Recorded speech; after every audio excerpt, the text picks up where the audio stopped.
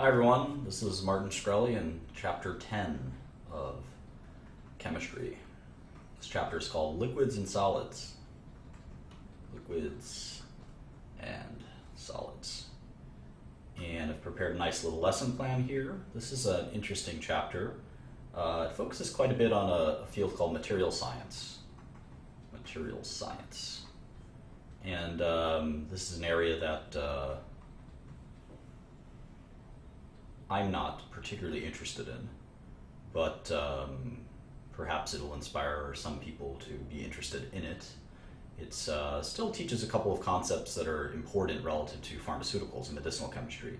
And this is the last, I'd say, probably the last theoretical chapter where we're going to have an important, sort of a couple of important concepts that you're going to need for organic chemistry. And after that, I think we're pretty much set on starting an organic course. I will go through the rest of the book, which is 22 chapters, and there is a preview of organic in here.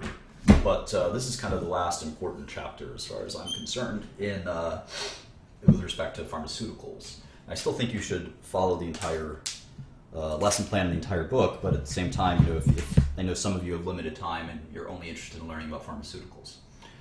There is part of the book part of this chapter that's a little confusing, and ironically, I had a visit from one of my favorite PhDs in chemistry, and I pointed the page to him, and neither of us could figure out what the authors meant by a certain piece of information. So it's kind of funny how we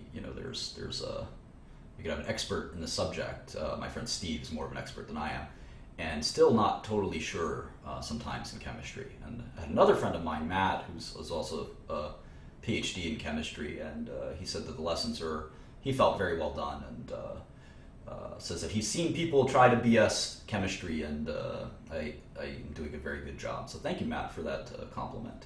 And maybe I'll have one of these guys as a guest speaker in the show. So in any event, let's get to chapter 10, which is called Liquids and Solids. We all know there's three phases of matter: solids, liquids, and gases. And we spent chapter 5, I think, on gases. So we learned things like PV equals nRT and stuff like that.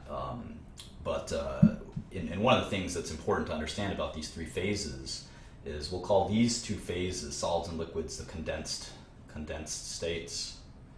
Condensed states or condensed phases, because they really are condensed in terms of the particles that form in these phases, as opposed to gas, where the particles are really spread out in the gas, right? They're not so spread out in liquids and solids. So everything we can learn about phases, we can actually learn from water.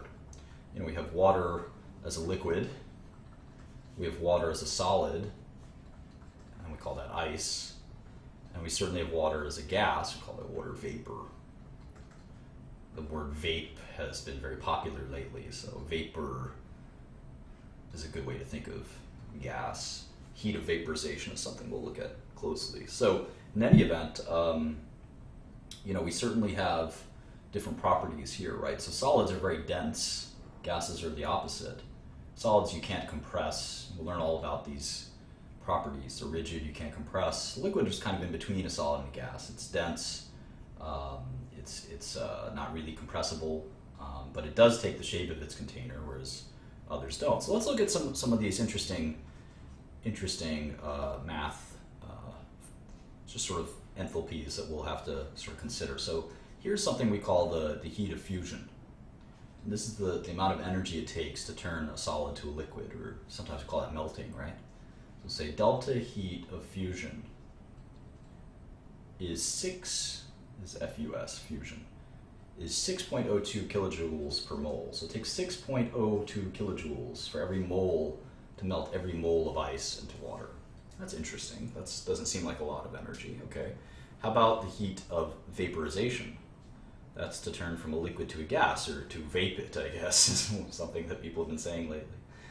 So to evaporate a liquid into a gas, the delta heat of vaporization, we literally have VAP there, is 40.7 kilojoules per mole. So that's 7 times as much as it takes to melt an ice, it takes to vaporize liquid water. So that's kind of interesting, right? Because it shows you that it takes so much more energy, and we're going to learn why. And interestingly, that covalent bond between the oxygens and the hydrogens to break those bonds will take just one of the bonds is half of this. So to break both bonds is 934 kilojoules per mole. So you can see that the strength that holds these things together, the forces, whatever they may be, and we'll talk about what they are in a second, the forces that keep the solid from becoming a liquid doesn't take much energy. The forces that hold the water as a liquid and prevent it from becoming a solid takes a little more energy. The forces that hold it being a water in any form, to break that down into hydrogen and oxygen, would take an enormous amount of energy, 50 times, more than that, 150 times as much as this energy, and 20 times as much as this energy. And I think that's a really important thing to understand. And this is a good segue into the first topic, which is intermolecular forces. And what we're going to find out is the first two are intermolecular forces, and the last one, this is an intramolecular force. And let me draw it a little more clearly. But the point is that the forces between the hydrogen and the oxygen in this molecule are intra, and that means within. It's within the molecule, intramolecular. But the forces between water molecules themselves, which we can draw below here and have more space, and we know that water does this, right? These sort of intramolecular forces, because we have these we learned about these dipoles, right? We have this partial positive charge here, and there's two partial negative charges here because of the electronegativity of the oxygen. So what you'll end up having is you have this sort of dipole attraction that looks something like this. And this is an intermolecular force. And intra means within, molecular. Intra means within, inter means between. The forces between molecules. And this is how these forces create different phases. So these intermolecular forces are responsible for something being a liquid or a gas, and I'll show you exactly how in a second. But these intermolecular forces are between molecules. And so even when water, this is really important, even when water goes from a solid to a liquid, it's still water. The molecule hasn't changed. The forces between the molecules may have changed. Same thing when water goes from a liquid to a gas. It's still water, it's still H2O, it's just maybe more dispersed. And the intermolecular forces have changed. So what are these mysterious intermolecular forces? Well, we learned one, the dipole-dipole interactions. We learned all about these, and I think it was chapter 8. Dipole-dipole attraction. And I just showed you a basic dipole. The oxygen is so electronegative, and the hydrogen is a little more passive. They're not sure that they want these electrons as bad as the oxygen. The oxygen really is hungry for these electrons. So these two electrons, you can kind of see them here. We usually omit this detail. You can kind of see them like this. And then oxygen has these lone pairs, these two lone pairs. Here are the 8 electrons that are being shared. Oxygen brings 6 to the table. Hydrogen brings, at least in valence, 1 to the table. So that's how we get 8. And you can see that these electrons are going to be unequally shared. This guy, because, I'm going to draw him in brown. Hopefully you can see the difference between brown and black. These two guys that are hydrogen's electrons, they're again, because the oxygen is so heavily interested in these electrons, it's so electronegative, that these electrons are going to kind of slide over a little bit.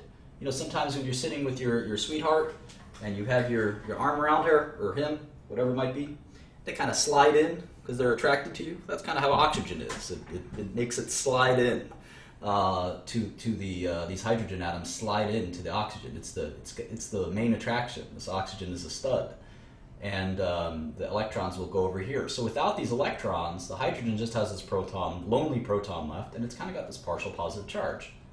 While the oxygen, it's got 2 nice new electrons that's kind of sliding towards it. So it's got 2 new negative charges. And we learned all about this already. But the point is that these are now dipoles. These are now dipoles. And these dipoles have their own attraction. So this is now positively charged hydrogen in a sense. It's kind of got this partial charge. And so what that means is it can attract a negatively charged dipole. And that could be something like a fluorine that's got a negative charge. It could be something like an oxygen that's got a negative charge. It could be any of the above, right?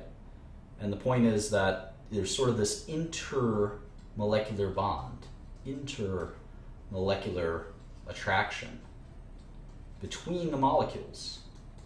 And that's a dipole-dipole interaction, or dipole-dipole attraction. And now when you have hydrogen, hydrogen has really cool properties, and this is going to be really important. The hydrogen itself, when it forms one of these dipoles, we call that a hydrogen bond. And this is something that as a child confused me. What is a hydrogen bond? Because you would think it's like any bond that has a hydrogen in it, like this, right? Or maybe like this. But this, methane, these are not hydrogen bonds in the definition that we're kind of using. These are not hydrogen bonds in this definition. There are certainly hydrogen atoms bond to a carbon. I mean, they're certainly there. But this is when we say hydrogen bond, what we mean is a hydrogen dipole with a very electronegative. So anytime you have a very electronegative atom, like oxygen, very electronegative atom, let's pick oxygen or something like that, fluorine, I don't know. And you get a hydrogen dipole, that can form a hydrogen bond.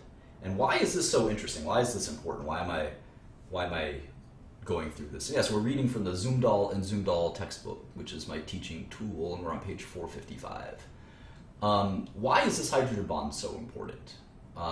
This is a important bond because most intermolecular bonds are not very strong. Most intermolecular forces are, let's just say 1%.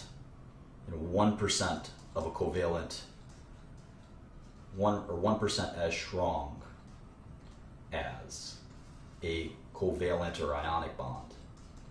So they're not that important relative to the rest, right? And that's why when we saw here the heat required to fuse water is 6 kilojoules, and the heat required to vaporize it is 40, but the heat required, or the energy required just to make the bonds, the covalent bonds, are enormous. They're huge.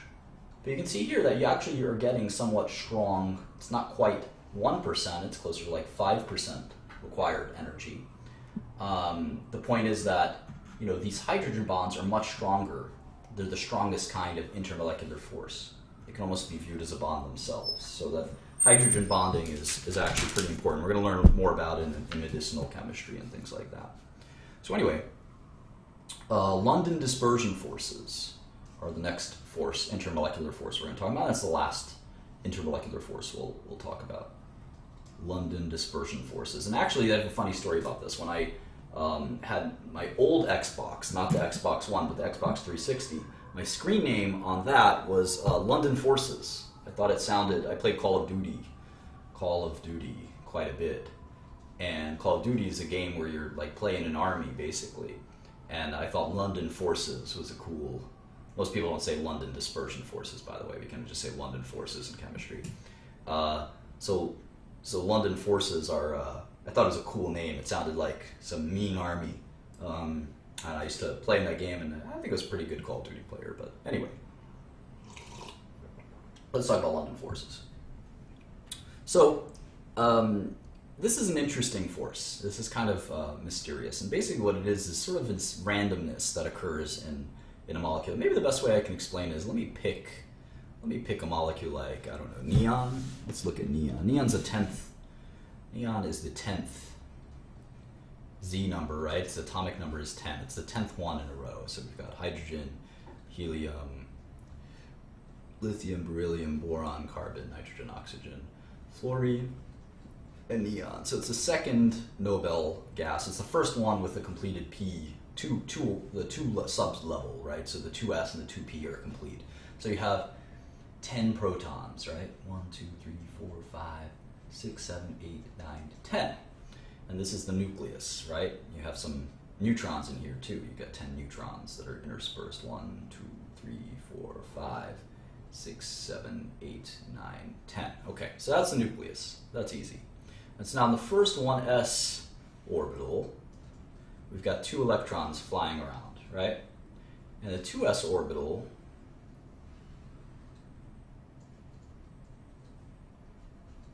we've just got the same. We've got 2 electrons flying around. And in the p orbitals, we've got 2 electrons flying around. Maybe the best way to put it is like this. This is a lobe.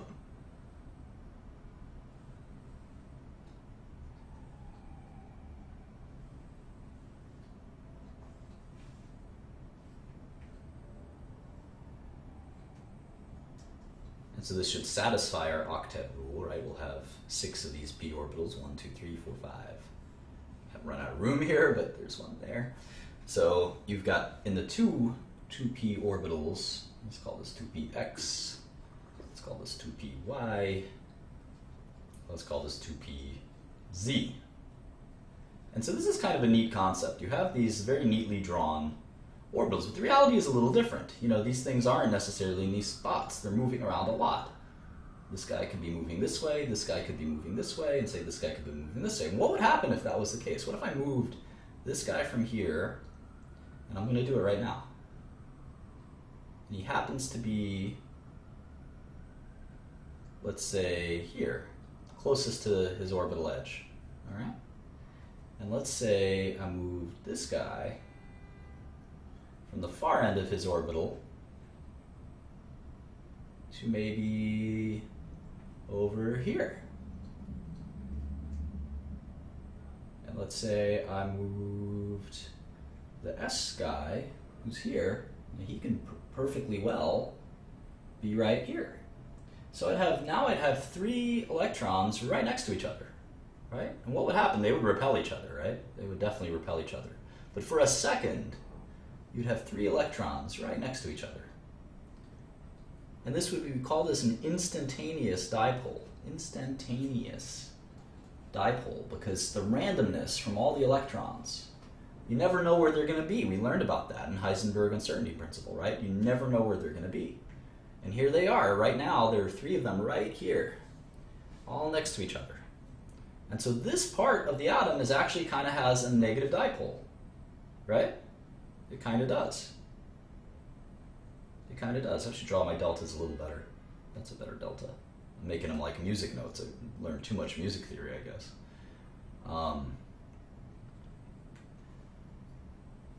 And so the rest of the atom is going to kind of have a positive dipole, right?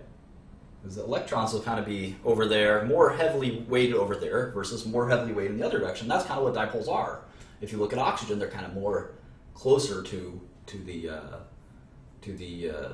oxygen. Yeah, this is elementary chemistry. We're trying to learn the basics, and it's very important to learn the basics first. I certainly know a lot more than this, but let's get through the basics, and then you can learn more advanced things.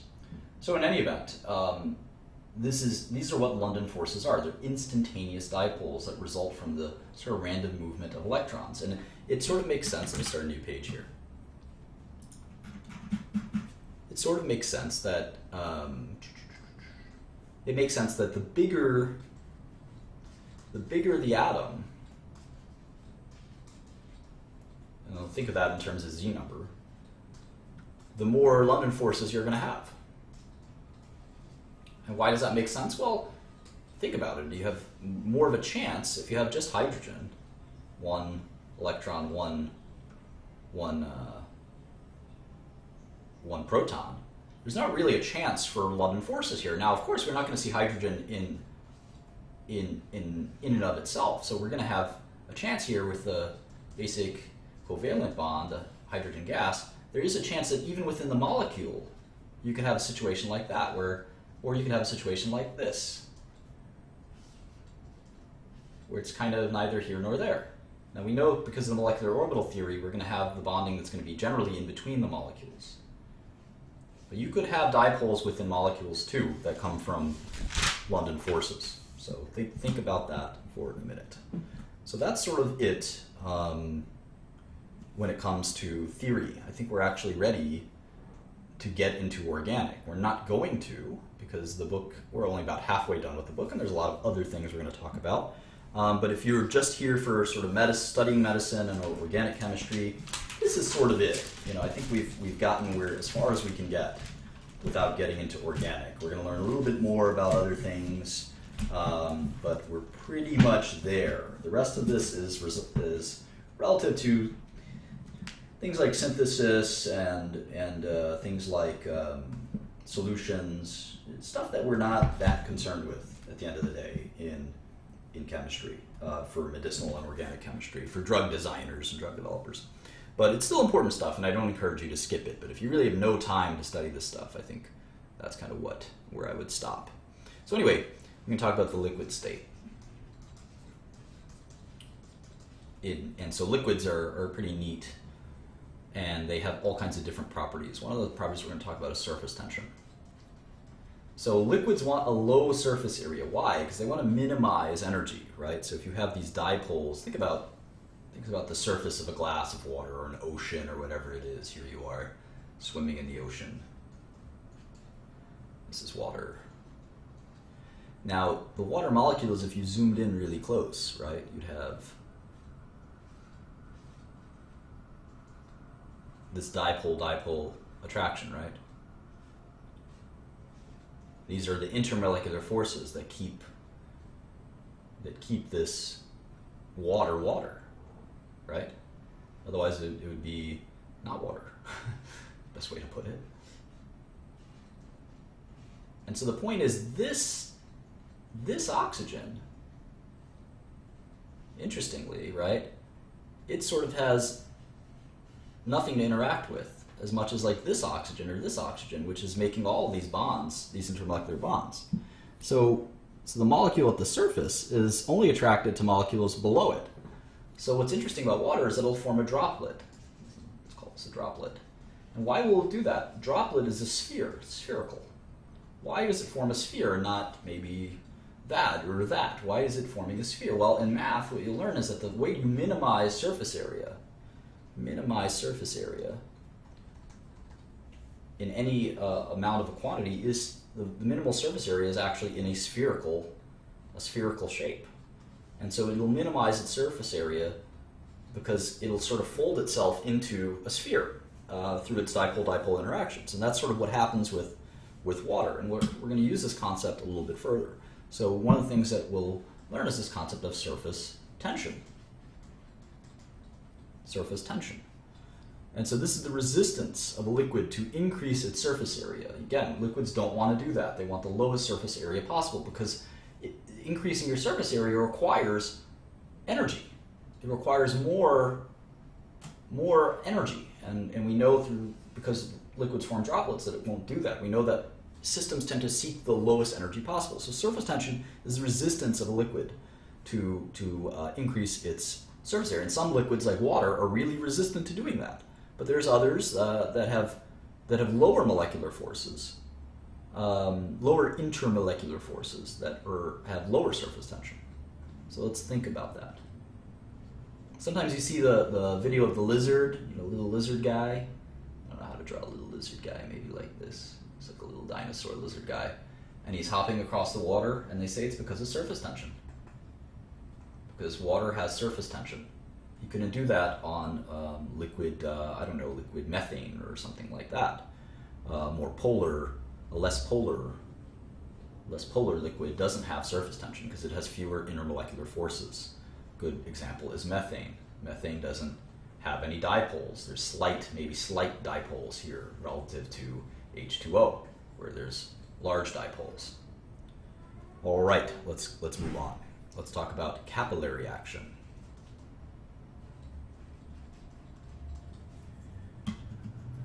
Capillary action is the rising of a liquid in a narrow tube. So we've all seen this phenomenon. In fact, if you have a straw or something, you sometimes see this phenomenon. But if you have a glass capillary, the liquid will rise throughout it. And the reason that occurs is two forces, adhesive and cohesive forces. So the cohesive forces we've discussed. This is sort of the water sticking together through dipole-dipole interactions. But adhesive forces is interesting because the glass will often have different silicon, silicate, different atoms like this, which have electronegative species like oxygen and silicon. And the water will actually have dipoles, believe it or not, that will sort of be attracted to the different dipoles in the glass. And that's why when you look at a meniscus, there's actually, it looks like this. This is a meniscus. The curvature of liquid in a tube. This is the meniscus. We're taught to read at the bottom of the meniscus, right? That's the reading we take when we say it's 10 milliliters or 15 milliliters. This is 10 milliliters. You don't read at the top of the meniscus, you read at the bottom. And this is because it's a polar liquid with high intermolecular forces. High intermolecular forces. So you get this attraction. It's trying to creep up. And that's, again, it has to do with the surface area. Viscosity is another property of liquid, and then we can move on from liquids. Viscosity is resistance to flow. It's like Jay-Z. Resistance to flow. He's resistant to other rappers' flow. That's viscosity. Just kidding, of course, but some liquids are very viscous, like glycerol. And glycerol is interesting. It's got this structure. It's got a bunch of OH groups, and you can tell they're polar. They're very polar OH groups. They form hydrogen bonds, in fact. They're that polar. So the point is that you're going to have a big resistance to flow. It's going to be sort of sticky, if you will, glycerol, because of these intermolecular forces that come from these dipoles. So that's what viscosity is. And high intermolecular forces is high viscosity, and vice versa, viscosity.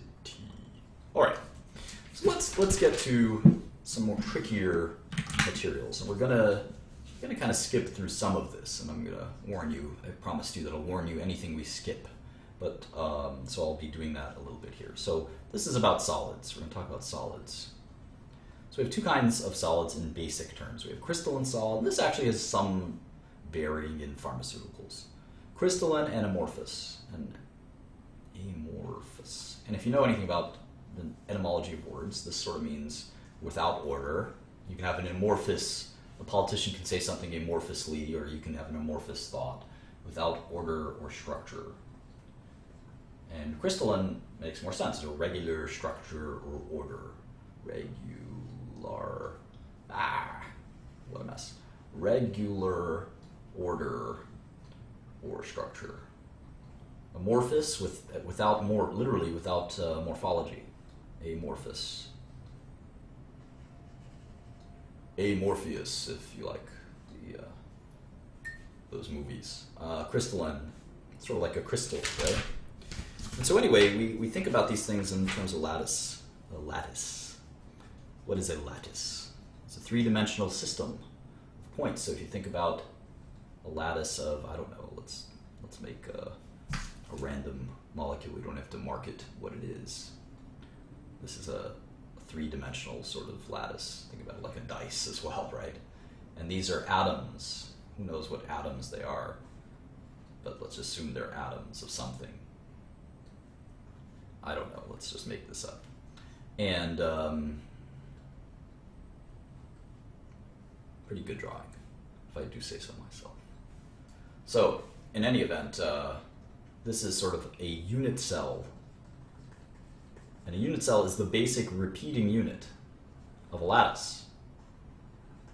So you can extend this into infinity. You could have a million of these.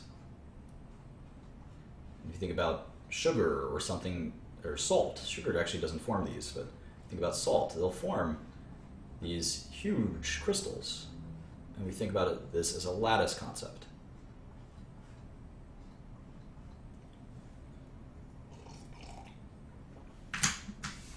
So one of the things we do a lot in medicine is we do something called crystallography.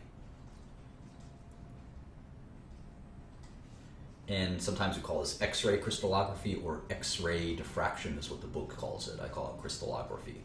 And in essence, we shoot wavelengths at these crystals, and we want to see how they bounce back. We measure that, and what we can do is we can actually divine the structure of the crystal. And this is extremely important. I'll show you a little bit of, I used to do this every day. Let's go to something called PDB.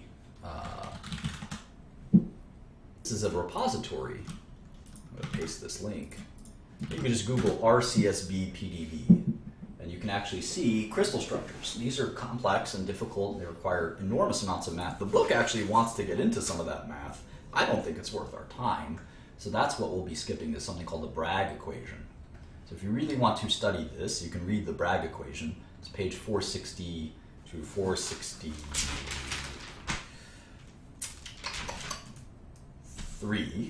I think it's a waste of time, but if you really want to get into it, you could. I'd rather show you myself a little bit of the stuff. Let's pick an enzyme that I'm very familiar with. Pantothenate kinase is an enzyme I know extremely well. I invented some drugs around this specific kinase. So let's take a look at one of these drugs. This is the entry. There are always these 4-letter entries, so it's easy to do. And someone actually uploaded this. It's like free, it's like sharing, open source, if you will. And this comes from the E. coli system. E. coli is a bacteria that we use a lot in drug discovery. And you can see that this is the picture of the enzyme. You can genetically sequence this very easily. You can get a list of the enzyme's amino acid sequence. And this is a smallish protein. But what you can't do is use X-ray diffraction. What's difficult is to map out exactly how it folds. Exactly how it folds. Because that takes a very complex X-ray diffraction.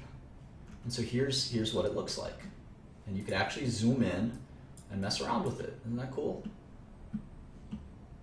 And you can look up any protein. And here you have this is the protein and how it folds. And this is important because if you're a drug designer, you look at this so-called binding pocket and you say, this is the atom, the sequence of atoms, the molecule that will fit exactly into this protein. And that's why it's important, because if it's folding a different way, the drug that will fit in will be different. So if it's folding like this is the binding pocket, you need a molecule that will fit the binding pocket. This is a very simplified form.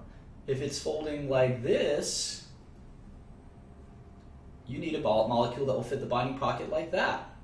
And this is what drug discoverers like Steve and Matt, and to a smaller extent myself, do every day. You say, okay, I need a more lipophilic molecule. If this is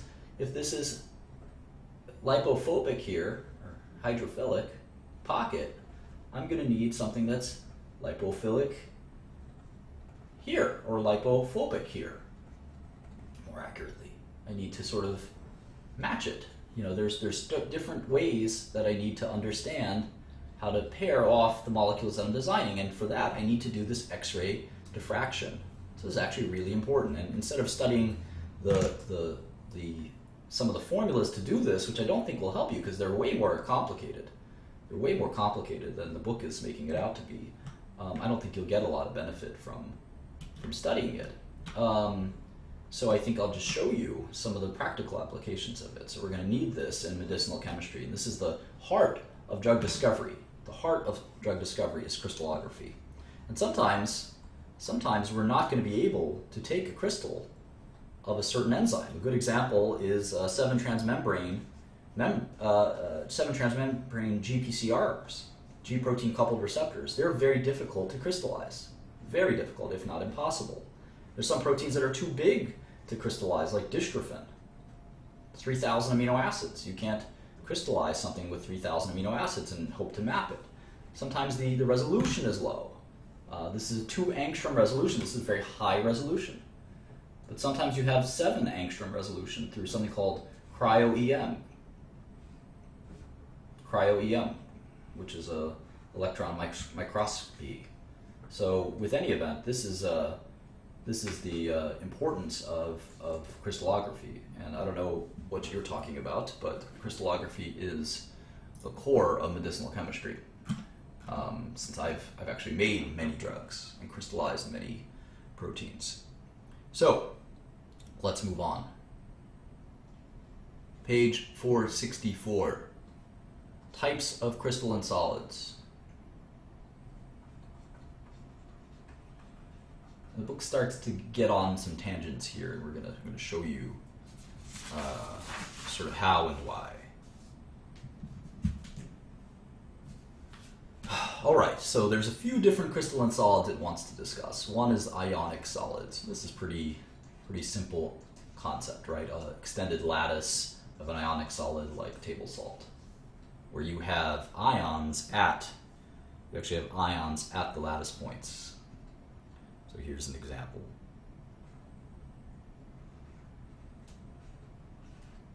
So lattice points will contain these ions. We know Na is the cation, and chlorine is the anion, of course. And so they'll kind of extend it ad infinitum, and that makes a lot of sense. Then we have molecular solids. There was a cool little website that I found that I kind of need to use, because there's let me try to find it here. It's going to be useful. It's from Penn State. It's like Penn State chemistry notes. Here it is.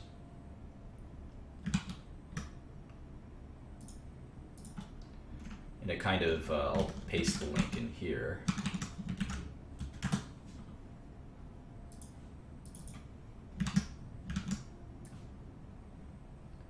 They kind of do a good job of drawing a lot of this stuff, because I don't want to have to draw. I'm not a good enough artist.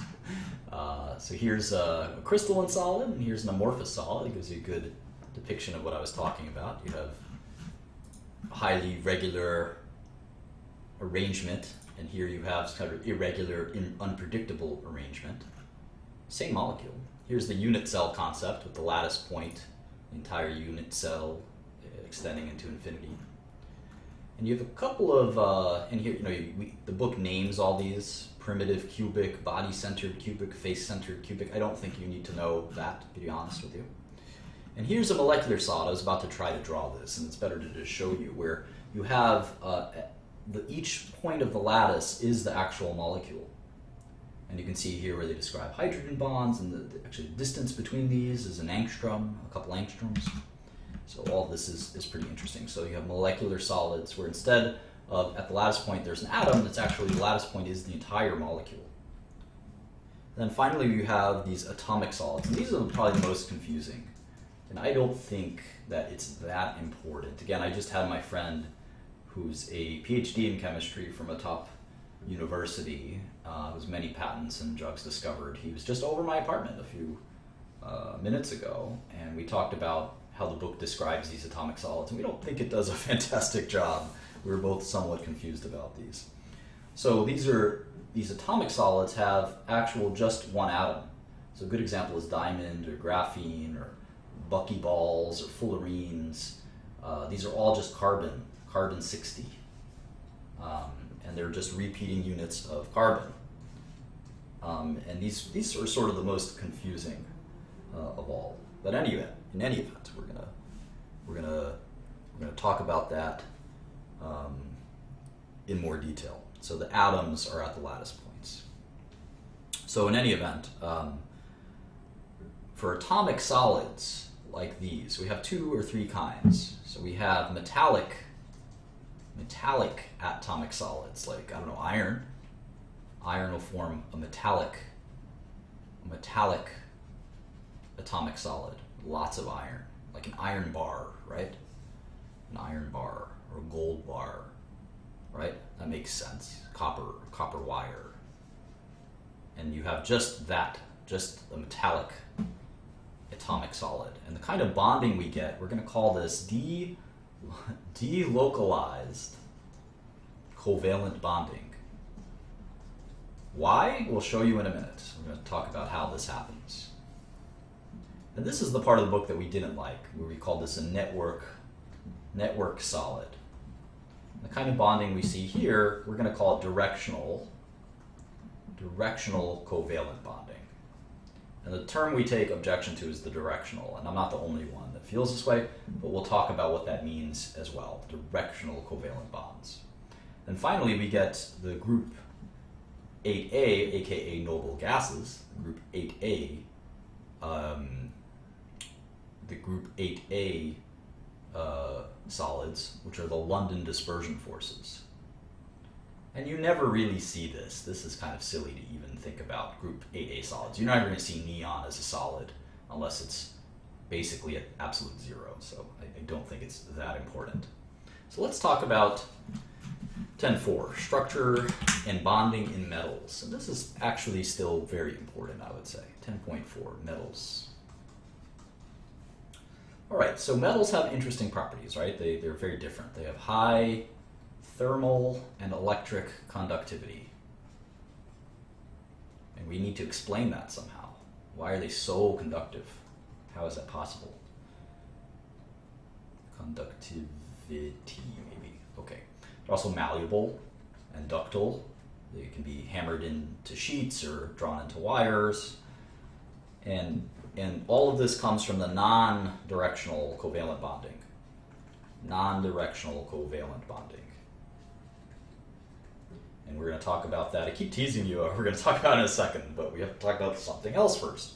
And the arrangement that they form in these crystals we're going to call closest packing, which is the idea that we're going to try to get them into the smallest groups we can, using 3 dimensions and layers to get them into these groups. And I actually don't think this is important, but they go through these packing patterns. So hexagonal closest packing structure. We call it HCP. And then we have cubic closest packing, or CCP. I can't draw these because I'm no good as an artist, but they actually do a decent job here.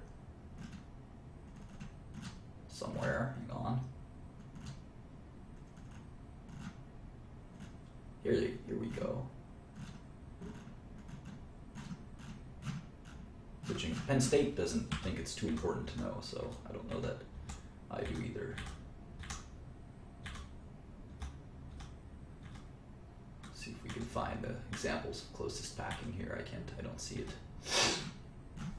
Well, I guess I can try to draw one. So a good example is if we look at these molecules from the top, right? We have something that looks like this.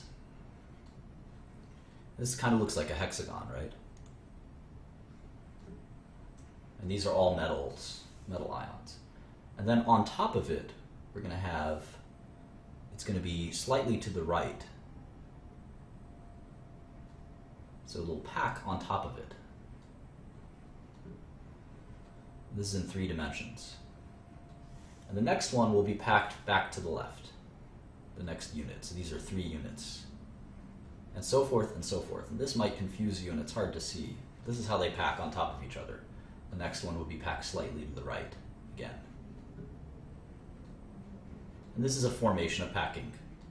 Then you can have them directly on top of each other. There's several ways to have these, and they're all named different things, and they all come out with interesting unit cells, and you can use these unit cells to calculate density. We're going to not do that. This is on page 466 and 467 if you want to, and 468. If you want to do all of that, you can. I don't think it'll get you anywhere. It's not too beneficial. And again, the Penn State folks skipped it, and I would skip it too. So we're going to go to page 468. This is something you can't skip. We're going to talk about bonding models for metals. And this is really important. So we're going to go as slowly as we can here, because you might not understand it.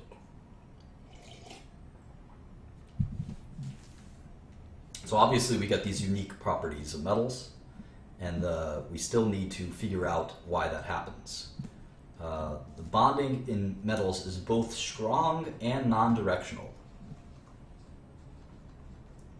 What does that mean exactly?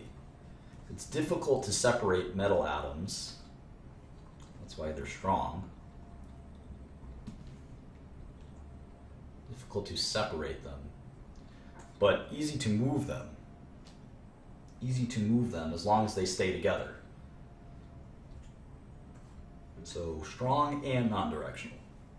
Now we're going to see that we have the opposite in the network solids where they're strong and directional. So anyway, how do we explain that? So we use something we call the electron C model. That's the most basic model. You probably learned about this in grade school if you studied chemistry in grade school. And the electron C model is this concept that the metals exist in this cation. There are these cations. And then you have a sea of electrons that are just kind of floating around within those, let's say iron. Here's the iron nucleus, right? Positively charged nucleus, it's a cation. And the electrons are just floating around it in a sea. And it's not really highly organized or structured. There's a sea of valence electrons, and the sea conducts the electricity. And that sort of makes sense. Of course, it's not a very sophisticated view. It's pretty how should I put it, elementary. So we have to get a more sophisticated view. And so probably one of the most sophisticated views we can do is we call this the band model, or the molecular orbital model for metals. It's a little more sophisticated, but not so much so that it's going to you're going to be unable to understand it.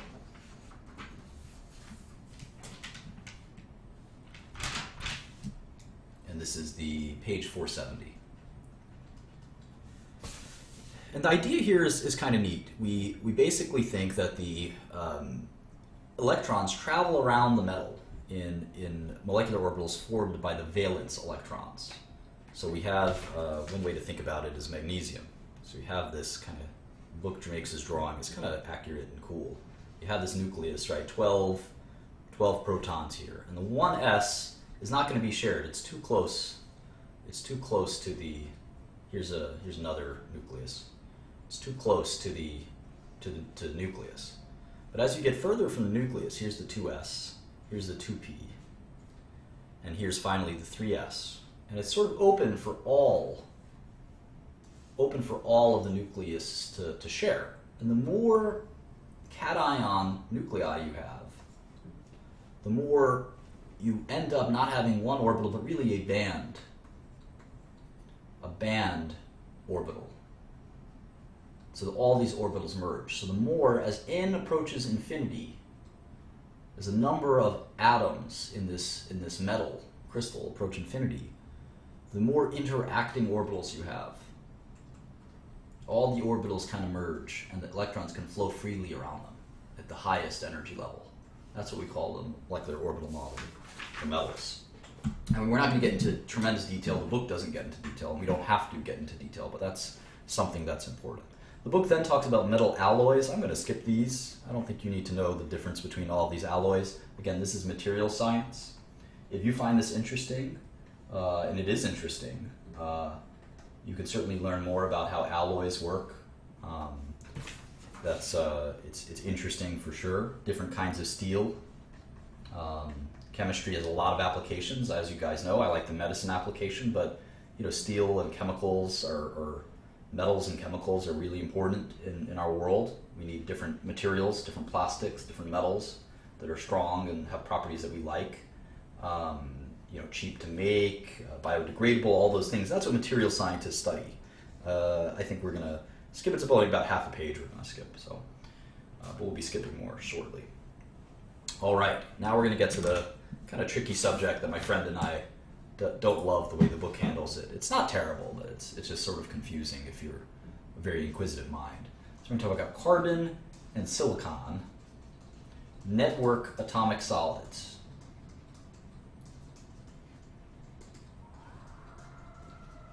And these are strong, directional, meaning that they're not going to move.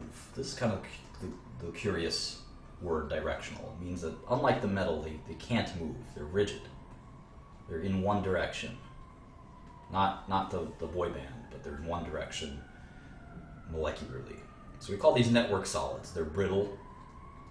They don't conduct, not conductors of heat or electricity.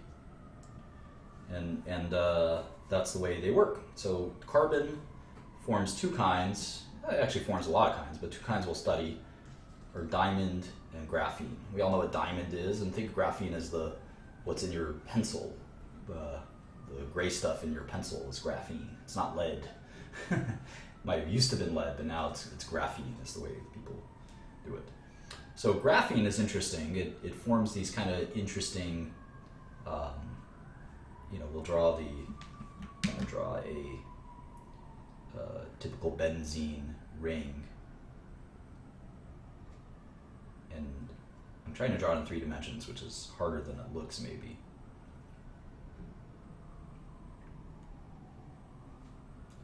And then it sort of has layers. It's interesting, it has these layers.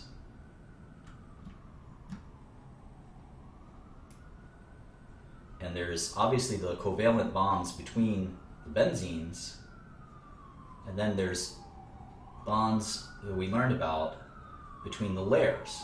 These are non-localized, right? Pi bonds. And these bonds are sigma bonds. We learned that. So there's this weak bonding between these layers. In diamond, there's no bonding. They're all sigma bonds.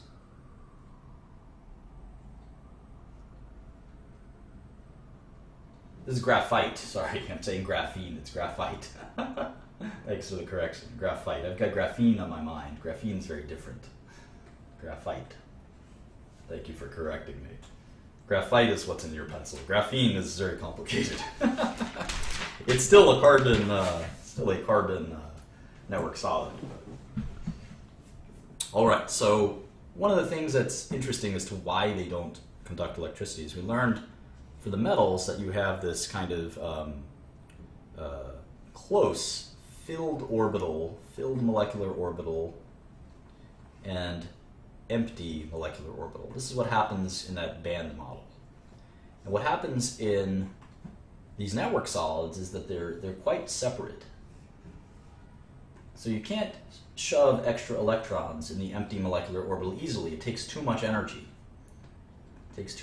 That's why they don't conduct electricity.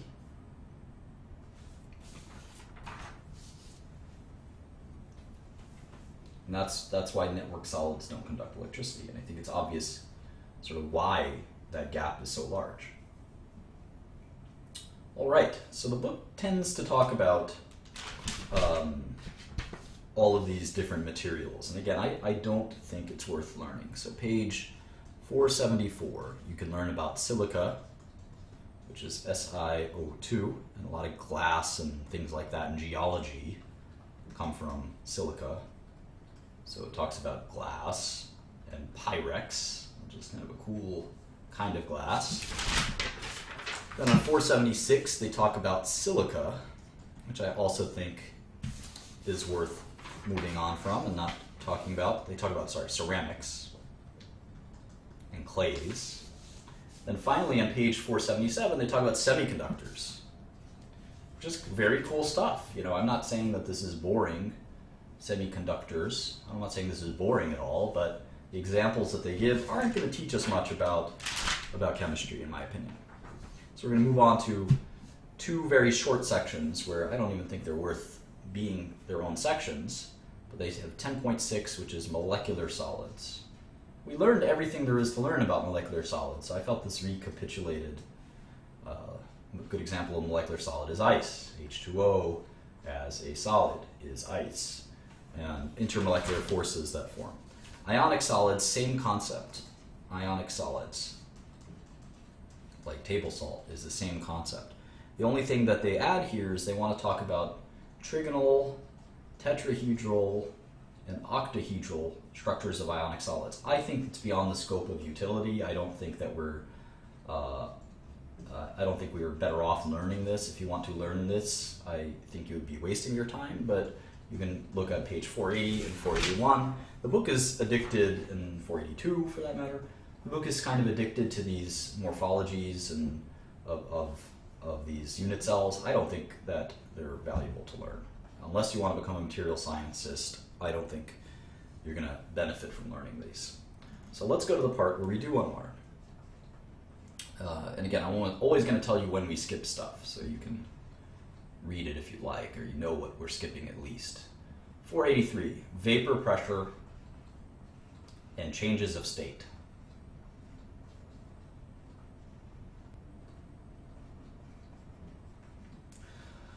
All right, so certainly when something becomes a gas from a liquid, we have a name for that. We call that vaporization or evaporation. And to vaporize 1 mole of something, we love to name when you could vaporize 1 mole at 1 atm, or do anything to 1 mole at 1 atm, we call it, it's sort of a standard.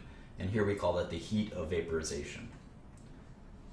Turning 1 mole of liquid at 1 atm into a gas is the heat of vaporization, or the enthalpy of vaporization, or we just say delta H vape. And this is a different unit for different things, as you can imagine, right? For water, it's very large relative to other ones, 40.7 kilojoules per mole. We did that in the introduction. And that's because of the high intermolecular forces, right? We learned about that. The hydrogen bonds create a high heat of vaporization. And remarkably, as you might be able to imagine, as a gas, there's these vapors have a certain pressure.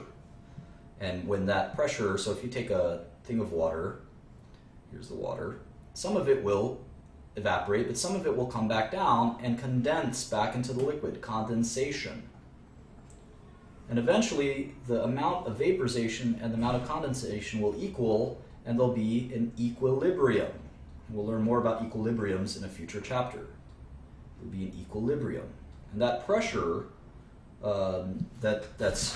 that's there at the equilibrium is what we'll call the vapor pressure. Vapor pressure.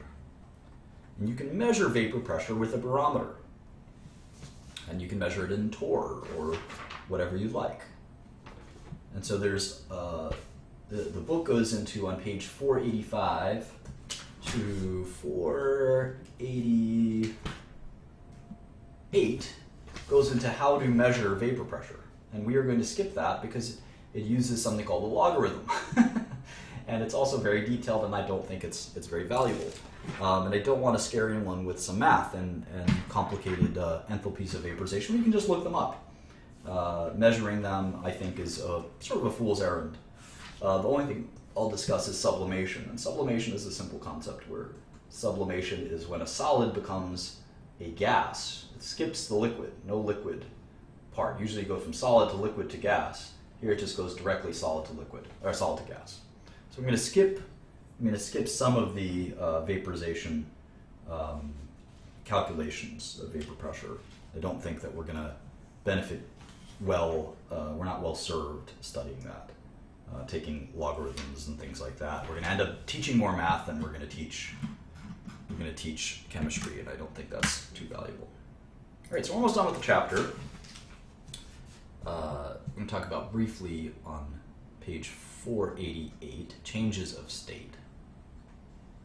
Changes of state.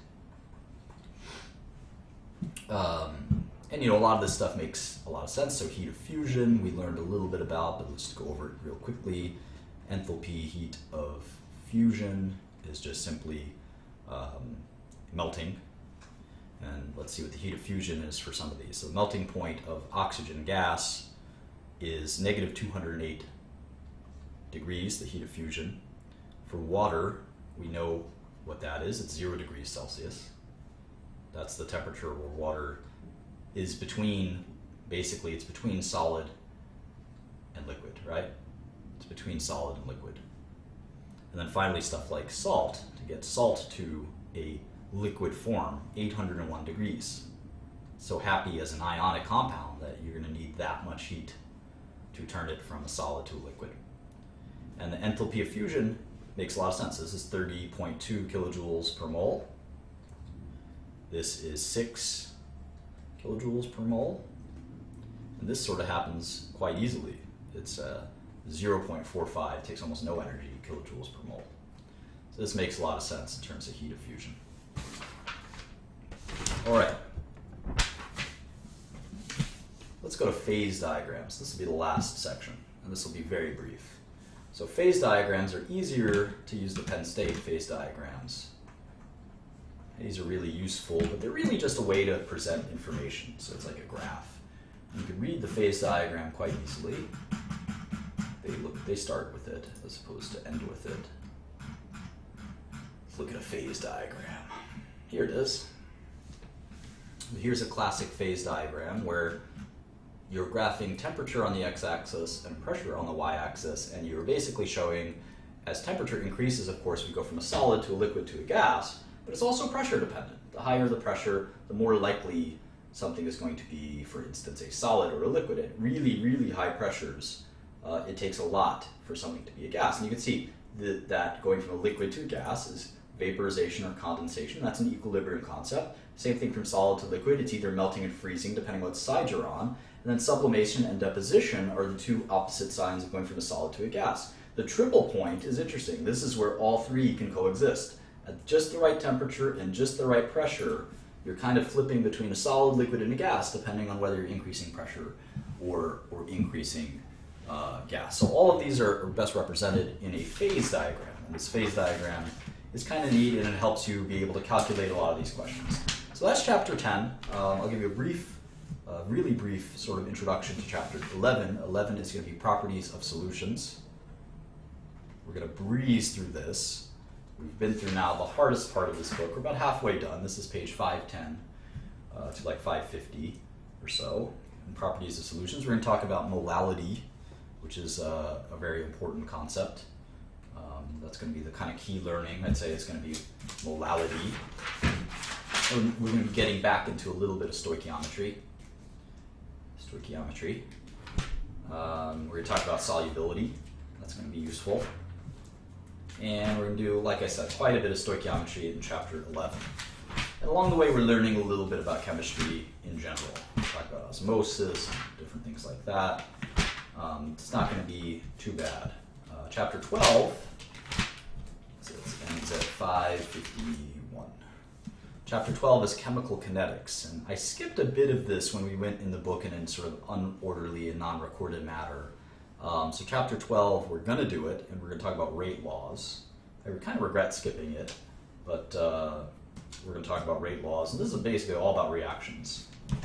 All about reactions. That takes us to page 600. The book is nice. It's about 50 pages per chapter. Chapter 13 is similar. It's about equilibriums. We skipped this as well, so this will be new to some of you. And this is also basically all about reactions. And we have something called process chemistry that medicinal chemists are less worried about usually than process chemists. But I think it's important to learn it anyway. And that takes us to about 650. Then we get to acids and bases. Again, a lot of this is solutions, reactions. I think this will be relatively important, but an important chapter that'll get us up to 700. We have two chapters on acids and bases. So this is acid and base equilibria, titrations and things like that, buffers. That'll get us to page 760. Some of these are going to be pretty dry. More on solubility and ion equilibria. This hopefully gets us to 8. It's a short chapter, but it'll get us to about 800. Then on chapter 17, we learn entropy. So an important concept. Gets us to about 850. Electrochemistry. This will be relatively important.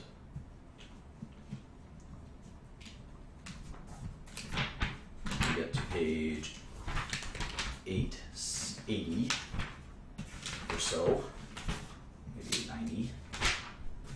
And then here's the final kind of important theoretical chapter is the nucleus. And we're going to learn about radioactivity and things like that. And I think it's practical to learn about this stuff. Then the rest of the book is kind of a survey. This is a survey of the representative elements. So it sort of starts an introduction to organic chemistry. And we're really starting to get to the end of the book here, since we're only about 1,000 pages. Page 970 is on metals and coordination chemistry. So we're going to learn some final theory here, understanding coordination numbers, which is going to be pretty important. We get to 1010. And the final chapter is a preview of organic. And we're going to launch into the organic course. So this will probably take us another week or two, is my guess. We just finished 10. So 11 to 22 is remaining. We're about halfway done. This has taken a few weeks, so probably a few more weeks, but we went pretty slowly on some of these complex theoretical ones. So now we're going to do some of these a little more quickly. These are a lot of stoichiometry, a lot of just hard work. So not much theory and learning, in my opinion. So anyway, thanks for joining, and I'll catch you all later.